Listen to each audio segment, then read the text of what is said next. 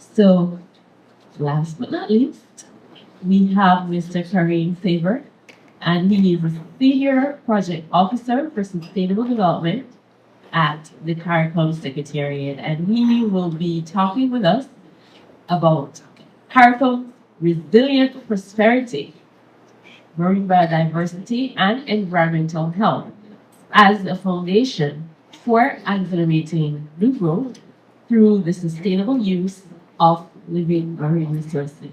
Please go ahead, Mr. Kareem. Thank you so much. The first thing I want to mention is the importance of building on the legacy and strong foundation of the CRFM. See the CRFM as recognized by the heads competent agency of CARICOM for the sustainable use and conservation, that balance of living marine resources in the community and in the Caribbean Sea. And we see the Common Fisheries Policy as a document that was really well negotiated and crafted, and it takes into account the marine systems that support the fishing industry, and thereby it's quite a comprehensive document in terms of ecosystem-based approaches to fishery management. However, we recognize, though, that comprehensive and inclusive management of living and non-living marine resources and the management of the conflicts and the impacts of all the resource users would require a broader policy framework. We have an excellent foundation that was laid down in the CLM process. That TPA, the SAP cycle, the transboundary diagnostic analysis, where we have a critical look at the variables and the pressures of living marine resources and crafting strategic approaches to resolve and reduce those pressures. And then the accompanying governance frameworks that we've been evolving over the years. And that's another strong foundation that we have to build on. But at the moment, it's largely focused on transboundary living resources and not other resources. And thirdly, the ECROP, the Eastern Caribbean Regional Ocean Scape Policy. That is one comprehensive policy framework, but again, it's limited in a rapid scope, however.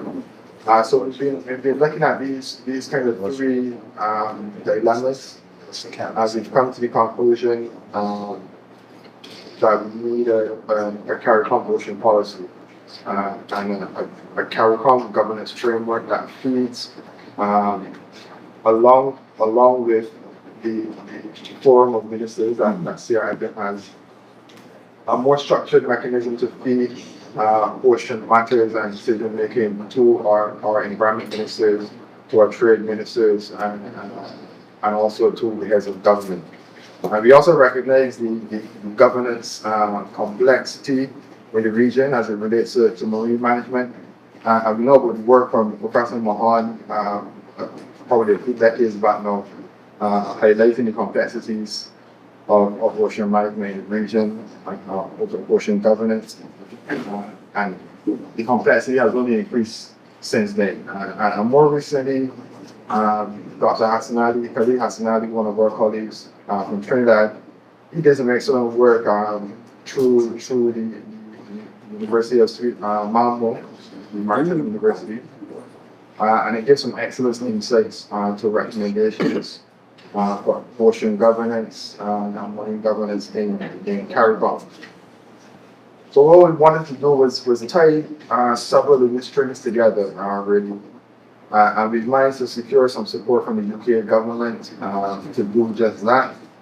So the first thing we want to do is recognize that there are existing policies and strengths and institutional frameworks that we want to build on, but also recognize that there are institutional gaps. And the second thing we want to do is there's been global conversations over the last couple of decades on the economy, but we're not satisfied that we have a common, agreed upon regional definition and understanding of what the economy means for us.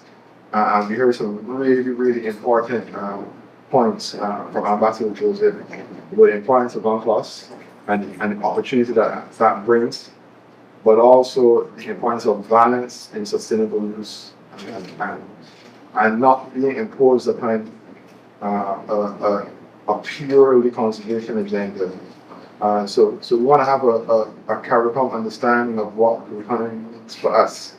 We want to bring several stakeholders together to have that discussion. The third thing that we want to do is discuss and agree on common priorities and a framework for understanding the regional priorities and a suite of regional initiatives and tools that we need to develop to support of national level and regional initiatives in rural economic development.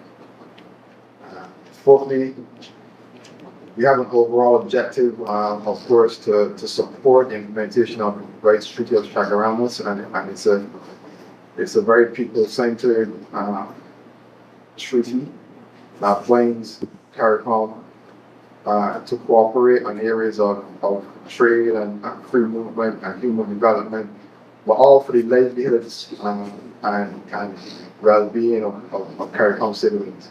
And there are several priorities our heads have articulated over the past few years, and two of the priorities are actually in the title of this, which is Revitalizing Economies and food security. We have other priorities that our heads have pronounced on, such as regional transportation, especially mountain transportation, sustainable tourism, climate change adaptation, and resilience. So we felt like there's a blue colored contribution that we can make to all of these priorities and to the overall implementation of the Rights Treaty of Chaguaramas. And finally, fifthly, in my intentions, want to support that is led by a multi-stakeholder engagement and governance arrangements. So the ministers have already called for the establishment of a technical advisory group of CARICOM institutions for ocean matters. It's called the CARICOM. It sounds like a medical procedure. But what we've done with the CARICOM is that we assembled several CARICOM institutions, and we've had some initial discussions so far, led by our Assistant Secretary General for Trade and Economic Integration, and deputized by the Executive Director of CRFM. And we began some discussions on drafting terms of reference and how we would like to operate, how we would like to cooperate. So now that we have some resources from our partners to do a blue economy and an ocean governance framework for CARICOM feeding into heads of government, we will mobilize this technical advisory group. Another technical advisory group is related to the deep sea. You may know that there's been over a decade now negotiation of a global treaty on biodiversity beyond national jurisdiction, and we felt, because of the importance of oceans to cities, and we felt we needed to sit at the table in this global treaty. Ministers have also mandated us to establish a multi-stakeholder advisory group to look particularly at the implications of this treaty for CARICOM. And just yesterday we met with the head of the International Seabed Authority, and we had some promising discussions to explore this, to support also sustainable use of non-driven resources in the high season area, and how CARICOM member states can be involved in that. One of the final things I want to mention is the work that will be commencing soon, and as soon as next week, ready to begin procurement and so on, and reaching out to stakeholders. We want to craft a really concise and crisp policy document on ocean management, because we appreciate that there are many complementary frameworks and policy documents already. We also like to lend on the support of other initiatives going on in the region, such as the Ocean Decade, Decade for Ocean Science, the Puerto Rico Plus Project, the GTN Project, the update of ECROP. So there's several opportunities to partner with each other. And so we look forward to the engagement to really bring. It's really quite important. We've been talking about food security, but there's so many other interests, resources, uses, and players in marine space that we first really need a common framework for understanding what's in our oceans, understand in a meaningful way the conflicts and the uses, so that we don't repeat the history of the malpractice of the treatment of the fishing industry and the fishing folk.